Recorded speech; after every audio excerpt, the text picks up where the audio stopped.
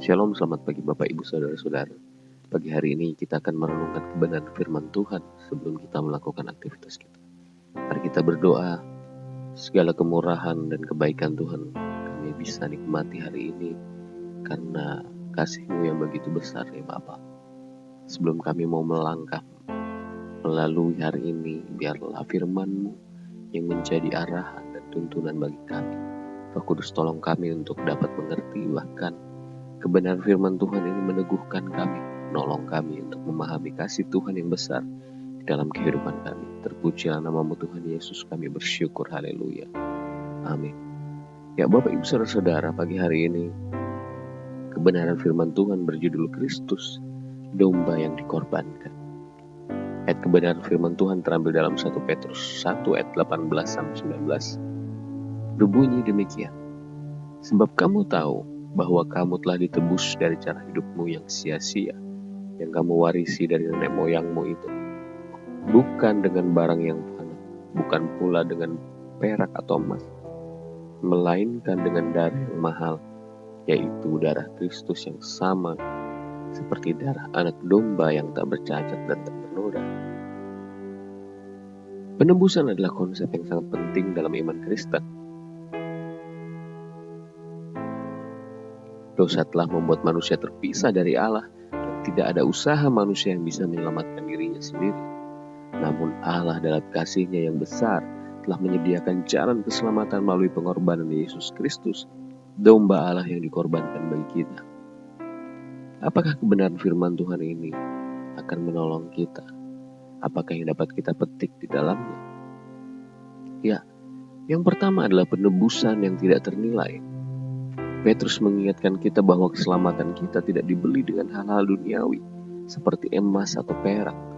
Harta benda memiliki nilai di dunia ini, tetapi tidak dapat menebus kehidupan kita dari dosa-dosa kita. Hanya dari Kristus yang suci yang bisa menebus kita. Dalam Ibrani 9 ayat 22 dikatakan tanpa penumpahan darah tidak ada pengampunan. Dalam perjanjian lama korban domba tanpa cacat dipersembahkan untuk menebus dosa manusia. Tetapi korban itu hanya bersifat sementara. Yesus datang sebagai anak domba Allah yang sempurna untuk menghapus dosa sekali untuk selamanya. Kemudian yang kedua, dosa kita telah ditebus. Petrus mengatakan bahwa kita telah ditebus dari cara hidup yang sia-sia. Artinya sebelum kita menerima Kristus, hidup kita terikat oleh dosa dan tidak memiliki tujuan yang sejati. Hidup kita hampa, tidak ada arah dan tujuan. Kita membutuhkan pertolongan. Oleh sebab itu Kristus datang memberikan nyawanya untuk kita sebagai ganti kita, dan Dia datang menebus dosa kita. Melalui pengorbanan Kristus kita menerima hidup yang baru dan kekal di dalam Dia, karena kita sudah bersatu dengan Dia di dalam kematian. Kemudian hidup dalam ketaatan sebagai respon terhadap penebusan. Karena kita telah ditebus dengan harga yang mahal, kita tidak boleh lagi hidup dalam dosa. Sebagai orang percaya, kita dipanggil untuk hidup dalam kekudusan, ketaatan kepada Allah. Jadi jika setiap kita sudah menerima Kristus, mari ikuti apa yang Roh Kudus katakan. Jangan terus berlarut-larut dalam keadaan dosa di mana kita hidup sebagai manusia lama. Tetapi hiduplah di dalam ketaatan. Hiduplah di dalam kehidupan yang baru bersama Kristus karena kita sudah ditebus oleh-Nya. Hidup dalam ketaatan sebagai respon terhadap penebusan merupakan satu bukti bahwa Kristus benar-benar hidup di dalam kehidupan kita. Penebusan kita bukan hanya tentang diselamatkan dari hukuman dosa, tetapi kita juga turut dipanggil untuk hidup bagi kemuliaan Tuhan. Jadi pada pagi hari ini, apakah kita benar-benar menyadari betapa mahalnya harga penebusan yang telah dibayar Kristus untuk kita? Apakah hidup kita sudah mencerminkan rasa syukur atas pengorbanan Kristus bagi kita?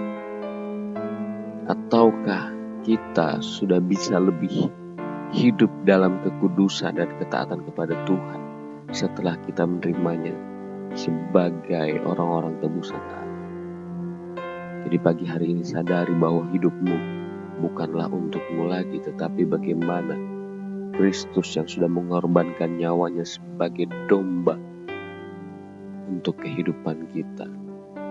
Oleh sebab itu, marilah kita bersama-sama hidup di dalam kekudusannya dan hidup di dalam pengorbanan. Mari kita berdoa. Ya Bapa, kami bersyukur kalau Engkau begitu baik bagi kami. Tolong kami untuk hidup di dalam kebenaran. Biarlah Tuhan kehidupan kami selalu menyenangkan hati-Mu dengan apa yang kami lakukan. Diberkatilah pekerjaan kami, diberkatilah hidup kami, diberkatilah kami di dalam rumah tangga, studi, bahkan apa yang sudah kami doakan. Puji nama-Mu Tuhan Yesus, kami bersyukur. Haleluya. Amin. Terima kasih. Selamat beraktivitas. Tuhan Yesus memberkati.